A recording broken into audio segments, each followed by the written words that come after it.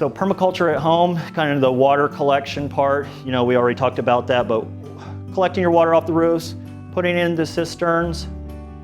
You can do many works, just small scale. And anything you do, you can think about, the great part about this work is it can be scaled to any size.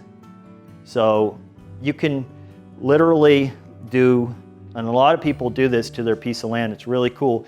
You can get clay, modeling clay, and you can model your piece of land, and then you can do the earthworks that you want, and then you can pour water on it and see how it's going to react. So it's a good way of just testing it, but that you can just keep scaling up from there. You can do it at home, you could do the homestead, you could do the farm, and you could keep rolling with it.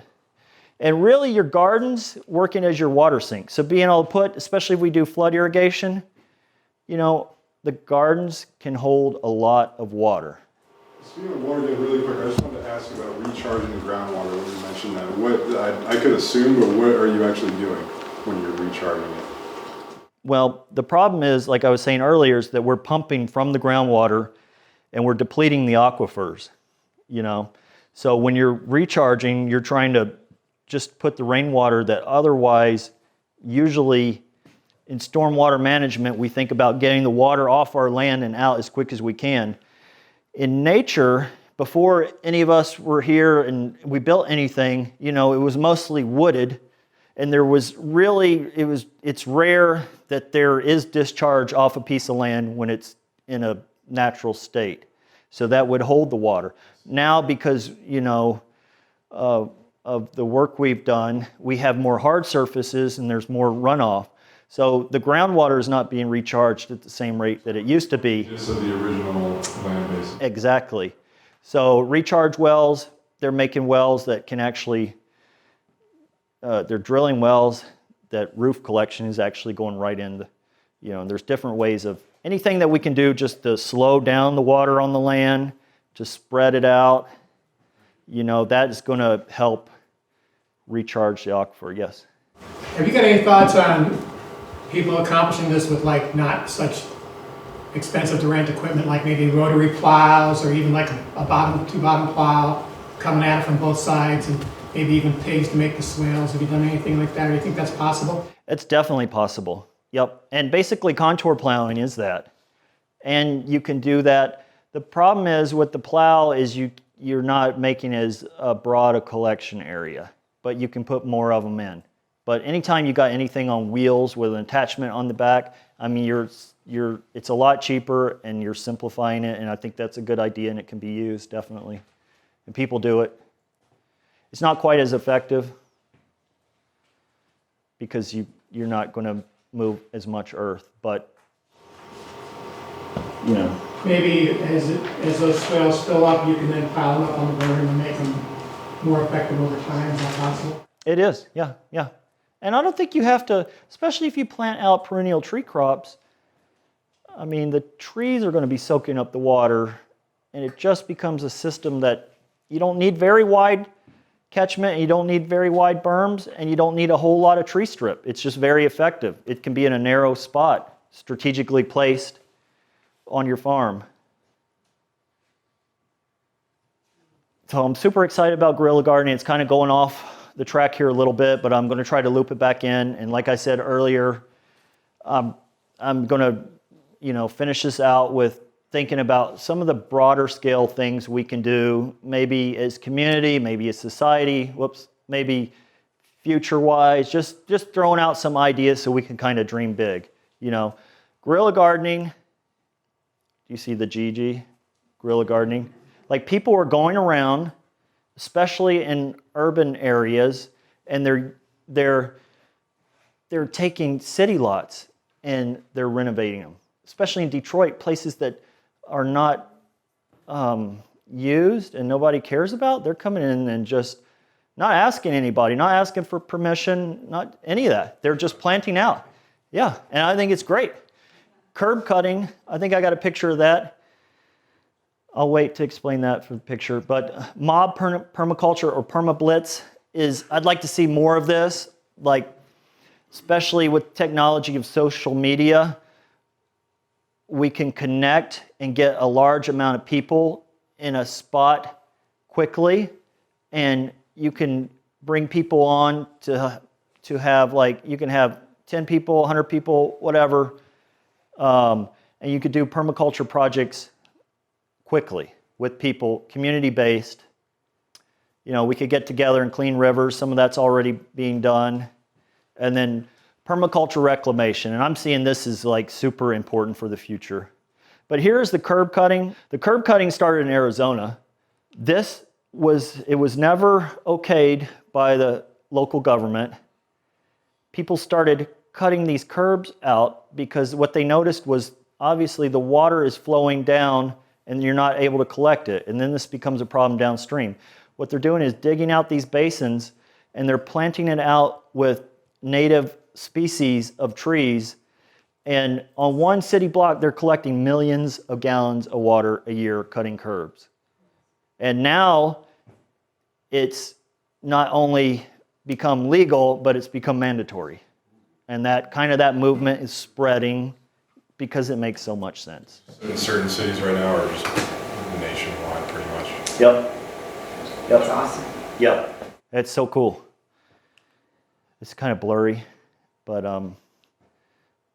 this is after a few years. Look at this. And what they're finding is there's bird species that are coming back that haven't been in the area for 100 years. So this works like the diversion box I was explaining. Basically, the water comes in, it fills that basin up, it gets all the way up to the top, and then it can no longer accept any more water. So it starts to back flood, and it creates a little eddy, and the water doesn't come in there anymore. Super simple technology. Here's our chickens on terraces. You can renovate land with animals. You can manure land with animals. You know, you really want to think about how you can get your animals on the land. This is over at Grandview. You know, Rocco and Meredith, they've got the sheep right here against the berm. Look at that. It's awesome. Pigs. I mean, pigs, you can actually use pigs to actually make earthworks. Set it up right. Like, it's pretty cool. We don't have a lot of time to go into that, but here's our rabbit. One of our rabbits eating clover. I mean, anytime you can get the animals out on the piece of property and to maintain it for you, and you get the benefits. So earth resources is anytime you dig in the earth, you don't know what you're going to find. You have absolutely no idea. You can take core samples, and that'll help you know what's in there, but until you actually get in there and excavate, there's really no telling. So whether you guys are going to do it by hand, by yourself, whether you're going to, you know, get a piece of equipment, whether you're going to hire somebody, you need to be there on site watching what's going on and thinking about earth resources the whole time. Because there's clay, you know, we talked about being a clay hound. Topsoil. Topsoil takes, you know, thousands of years to create. You don't want to just, a lot of times you get in with a big machine, you can just bury your topsoil. And it ends up at the bottom of your earthworks. You know, it's a lot of extra work to strip it all and set it to the side, but that's a part of the process. That's that you want. Gravel, you can find gravel when you dig in. You can get rocks and boulders. It's majorly awesome to have your own source of rocks or boulders. Yeah. So one way of looking at it, like, God, it's, you know, if you're trying to do conventional farming, that's really hard to farm on a rocky piece of land, but people do it. But also, you know, that's a resource. It's a super resource. And then looking out for artifacts in history. Anytime you're on a piece of land, there's a good chance you're going to find arrowheads. There can be old earthworks, you know, from the Indians. There can be burial grounds. I was in Costa Rica, and we found an old burial ground that was going to get bulldozed. So it's just, you know, staying on site, staying on it, keeping your eyes on it, and just knowing that you never know what you're going to find. Over at Grandview, in the old gully, we found a trash pile. In the trash pile we dug out like 30 or 40 antique bottles. So that's all like, you know, the history of a piece of land. And it's really meaningful to take your time and to watch that kind of stuff, because that can be something that can be passed on and story-wise, and just, you know, it adds, I think, a whole other element to a piece of land when you've got some of the history. So the nuts and bolts of it, if you guys heard of best management practice, so it's a BMP for short. So we got BMP PDFs here. It's a hard one to say, but there are BMP PDFs on most earthworks applications. So there's best management practices already established for most of the major processes, whether it be building a pond, wetlands, working in gullies, any of that. There's BMPs already. They're free PDFs online, and it's just out there. You want to establish best management practices with whatever you do. And I can't say enough of this. I don't have a lot of time to go into the depths of this, but you guys can pretty much get it. But it's safety. When you're working with equipment especially, it's safety of people, the land, the machine, and the buried lines, and it goes beyond that.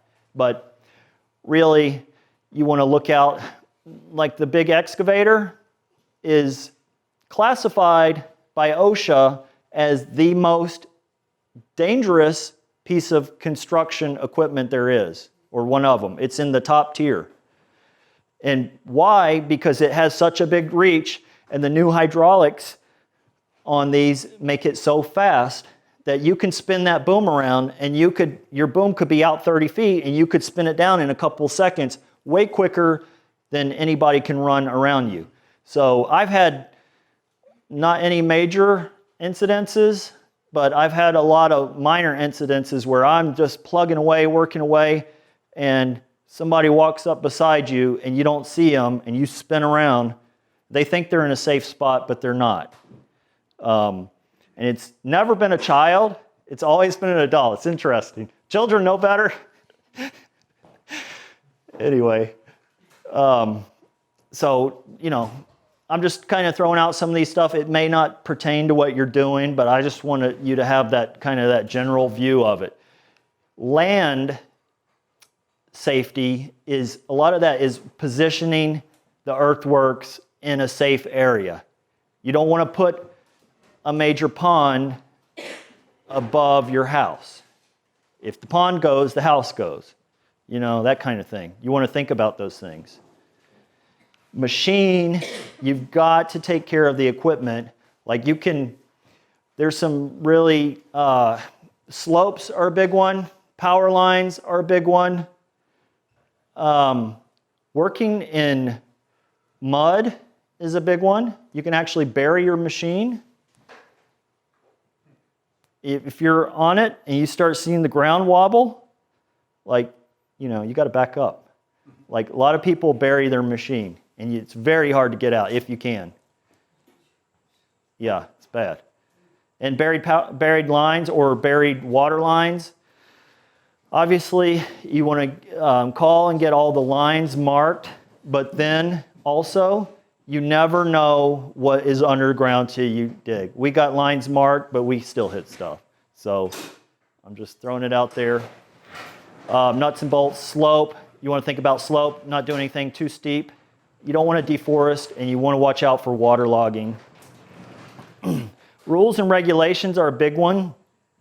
It's really cool that there's an agricultural exemption that you can basically, if you're doing it for agriculture, you can do most anything on your piece of land. It's good and it's bad, but for what we're doing, it's really good because you don't have to get regulated.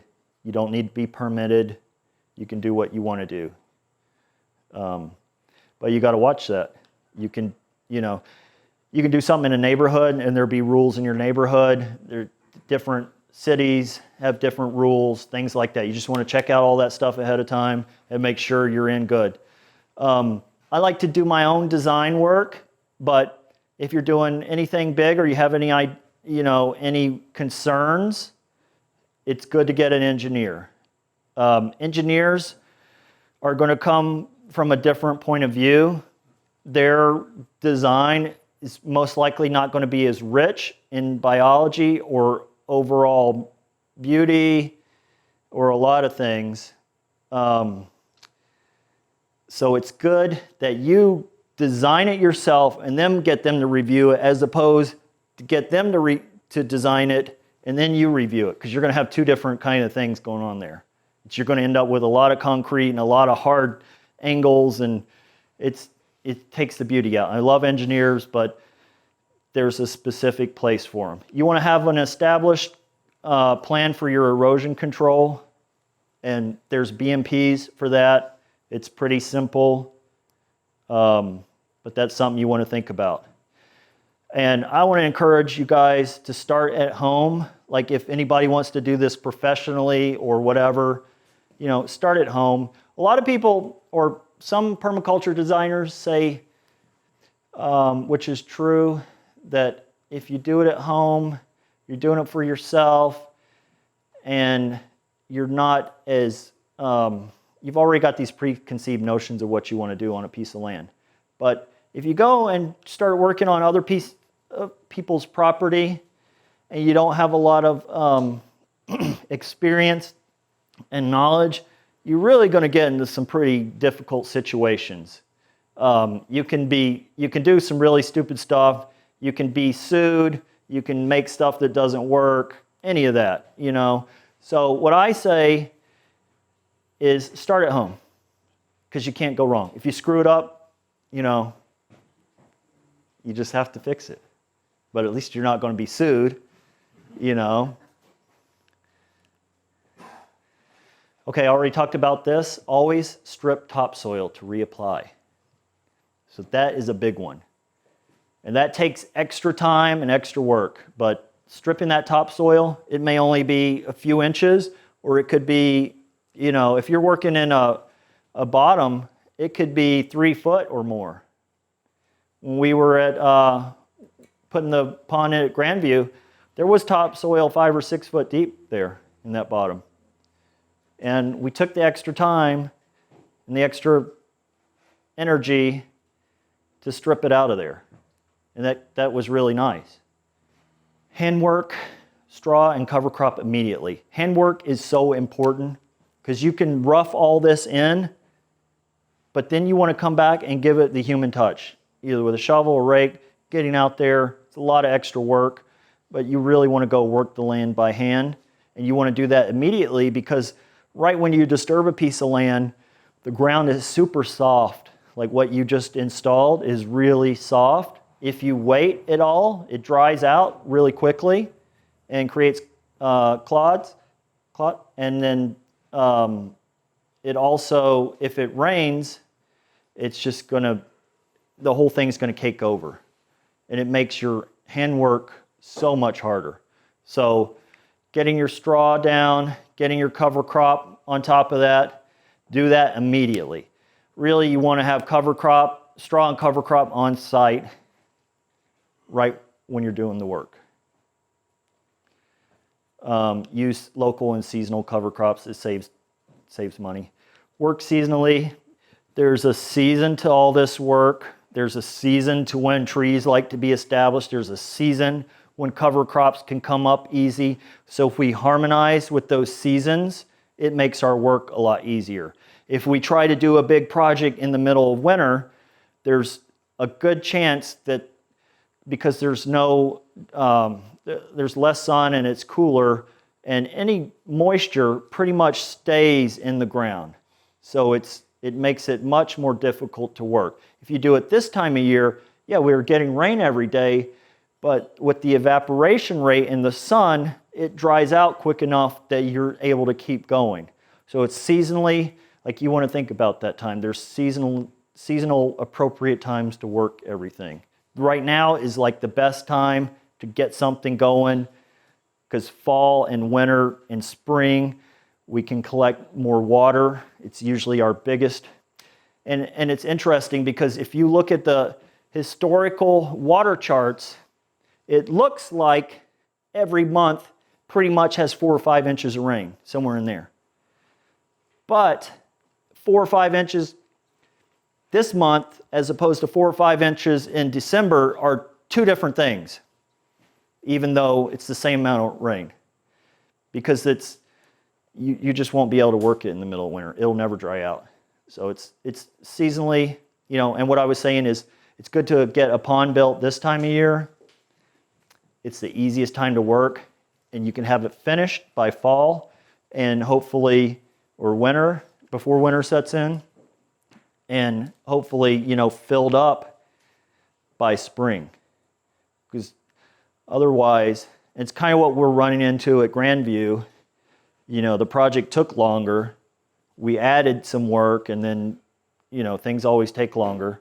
And we kind of missed our window of getting the pond filled in spring. So now, I'm going to say we're a year behind, but almost like a year behind, or, you know, a couple seasons behind of getting it filled where we could have been, and we could have had fish, we could have had plants, you know, we could have been one step ahead. So we want to really work with, like there's very specific times that we can narrowly focus our attention in, and if we miss those, we miss that window.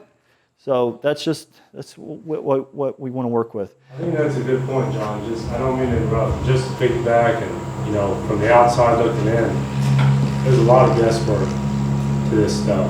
So trying to anticipate and figure out everything, trying to see everything coming before it gets to you, doing your best to do that, which is always a little tricky.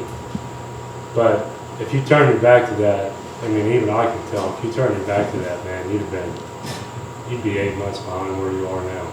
You know? Yep, it's true. And a lot of that there's a lot of specifics you don't know until you get out there and you do it, and then you find out. Like, it's just about experience. Always be willing to I want you guys to just think about whatever you do on your land, you're just like an open receptacle. You're always taking in information. You never just like lazily walking through. Always take in information. You're looking at what plants grow where, because they're an indicator, what trees grow where, what the slopes are, what the soils look like. You know, it has rocks over here. It's just all that information you want to take in, and then you'll be better off working with the land. You always want to stay open to that. Seasonal work, any of that. And then last, when you're working on a piece of land, it's awesome because you've disturbed it. You want to get the microbes back in there. So compost teas, IMOs, or indigenous microorganisms that you may collect off your land. Biodynamic preparations work similarly. You want to get life going back in there, the fungi. You want to get anything you can do to kind of speed up the recovery time.